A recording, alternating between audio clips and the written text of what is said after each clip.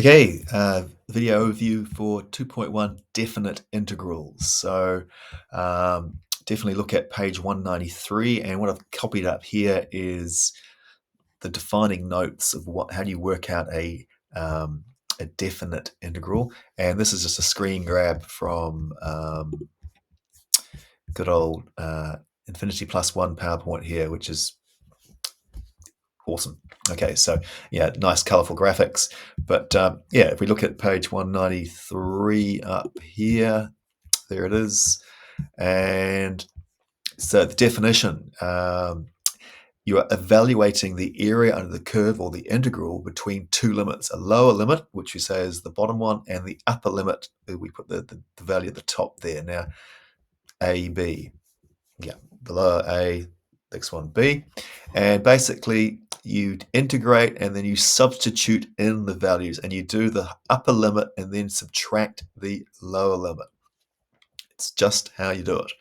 Okay, so if we look at that there, so there is your upper limit b, lower limit a, and you integrate and then you substitute in for the x values top bit when b is for x, you get a value, and then you subtract the same process for when the a value is used. Okay, so note in your notes here on New Lake, the left-hand or right-hand column here, wow, it says basically you can do this with your graphing calculator. So just going to illustrate that to you right now with my graphing calculator. Let's just turn this thing on and get the, which way we're going, this way here. Okay, so let's just put that, see that, that's good. And what we do is we're in number mode and we go options, calculus, and we go that thing there, integral. And now my one shows you this. If you had this version here, yep, I've got two calculators, and this one obviously has been used by my teenage children. So I'll put that one away. And yep, this is my wife, who's also a part-time maths teacher with the health school, so she has to have a calculator as well. Oh, sorry about the glare there. So we got there, if you're using this machine here, you go option, calc, integral, and now see the difference? Okay, this one here tells you where to put the information in. This one here, you've got to do lower. No, you put your function in. Hey, let's do both. Let's just make sure we get this correct. Let's do this one here, x squared minus 3x plus 2, and between 1 and 2. So, okay, this is a bit bad. My memory is terrible.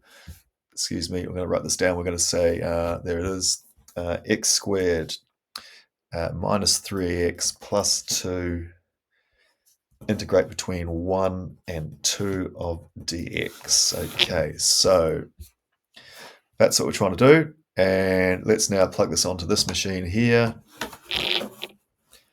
The technology is sort of working. I'm happy. Okay, so we've got x squared minus 3x plus 2. Now, here's the comma button. Where's the comma button? There it is, comma 1, comma 2. And in theory, I should push, oh, hello. I'm going to put outside bracket. And the answer is negative 1/6. Okay, just confirm that is correct. Which way? This way here. And there it is, negative 1/6. Yeah, fantastic. Okay, so yeehaw, it works. Let's just do this one here, which I think is probably more user-friendly because it's just a higher grade model. Let's turn it on. Here we go. Options, calc, derivative. Oh, sorry, wrong calculator. This one here. Okay, we got there. So what's push 1? Nope. Okay, so it tells us to do the function first. X squared minus 3x plus 2. And looks like I'm having to use the cursor.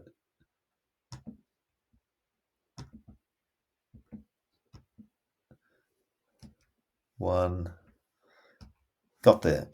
And 14 over 3. That's because I made an error with the calculation. Okay, that's hilarious. Let's just do this again. Okay.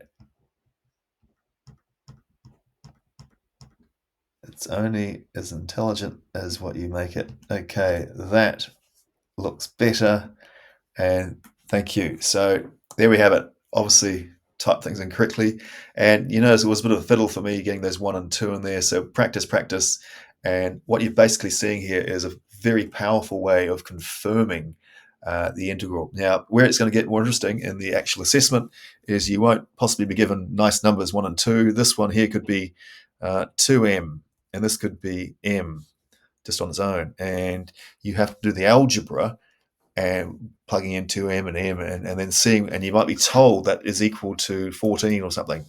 Okay, and for what value of m does this integral give you an answer of 14? So that's the steps that instantly jump it up to sort of merit understanding. Now, which way we're going? This way.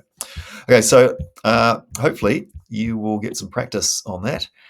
Definitely Tahi Maths, fantastic. This is getting interesting. Have a look at this one here. I've rated this as technical. Okay. Yeah, there is 5 examples there for you to go at. And don't forget feedback. It's always important for me, please. How you going on that? And lastly, from my very cool Facebook Anthony maths thing. Okay, this chap here. And looks like to get this answer, you've got to do some integration by substitution. This one here, 1.8 from the last module, and not being stressed by that, make a substitution, do some subtle working over here, replace things. Looks like he's had to deal with a 1 over 2 and a 2, some fiddliness there. And basically, the interesting thing here is he's changed, because we're dealing in U, he's had to rearrange this here was x equals 4 and x equals 6.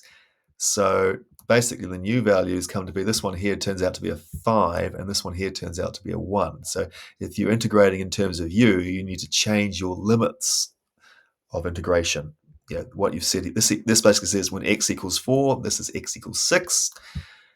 With the substitution problem here, we've had to rearrange. This is now saying U is 1 and U is 5, and eventually out pops the answer. Okay.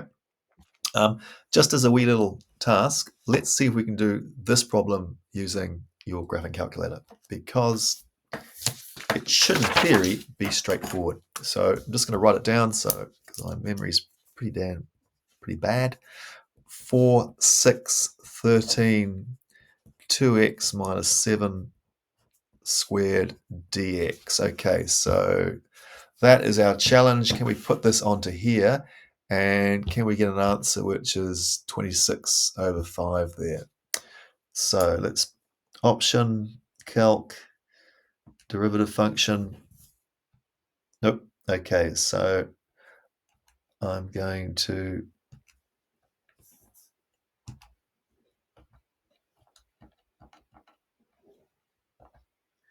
okay, 13. No. Okay, honestly, this is a bit fiddly.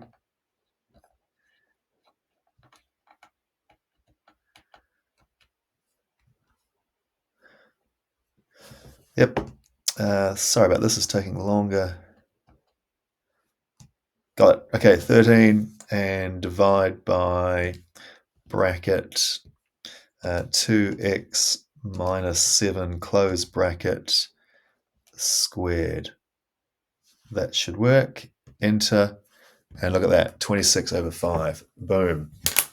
So we got the answer there. But obviously, if it says in the assessment, algebraically show this, you've got to show the algebra. But if it doesn't, I would be using the graphing calculator.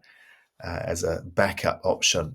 So there you go. Hopefully you will get lots of practice and you are using your skill sets from here. But obviously this is called definite integration, where you have to apply these limits of the lower limit and the upper limit and getting your result that way.